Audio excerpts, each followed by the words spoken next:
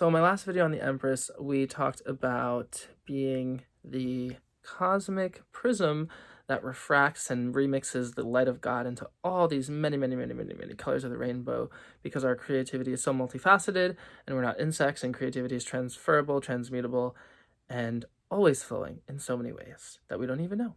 Today, we're going to talk about salt, death, and choice, because the Empress is actually connected with alchemical salt. You will see in Crowley's image that the posture creates this circle and a line through it, which is salt. The Emperor is associated with sulfur, and the Magician or the Magus associated with Mercury. And the three of these are an analog to the three Indian gunas, which revolve and create the manifest universe. So why salt and the Empress? Well, salt is the passive element that kind of just chills, which is energized by sulfur, and all of that happens through the wobbliness and back and forthness of Mercury, the transmitter. So salt is a passive element which receives, and it is Empress because Empress, remember, comes from force going into form. That is her union. She draws the force into the form. And so salt passively accepts that force. And remember, in our last video, we talked about the willingness and the ecstasy to accept the will of the universe, which is fire, into our receptivity, which is water, which is the Star of David and all that. So she is that passive element. Now, what else is fun about salt is that salt preserves and also dries out. So it's kind of an oxymoronic symbol.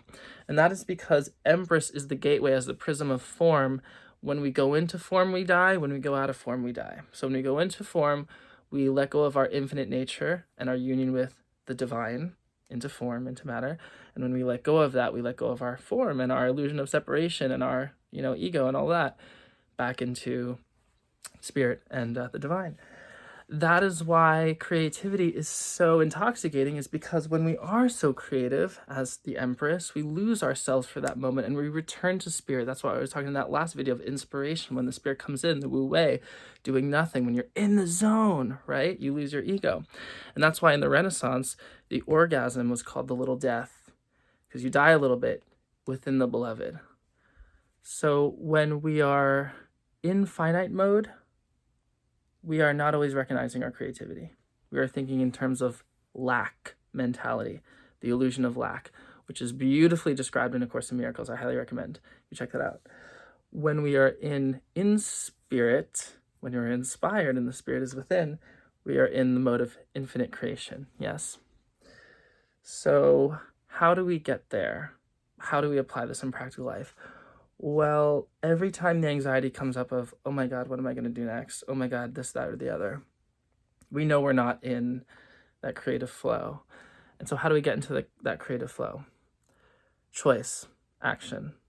A lot of people try to be as aware as they can before they make a choice. They try to do all the research and get all the information and then choose. It's the other way around. Choice leads to awareness. This is an access consciousness thing. Choose, start acting. Your creativity, which is intrinsically there and always working no matter what, is happening. That same creativity of the Empress is the same capacity to form all the nightmares as it is to form all the dreams and wonder. So you might as well use it for something fun. And that's what psycho-cybernetics is all about, which is a whole nother wormhole. So many wormholes in this video. It's like cheese. Oh my God. Psycho-cybernetics is the study of using cybernetics, which is kind of a technology thing, as a metaphor for the way the mind works. It's a feedback loop. It's all about feedback systems.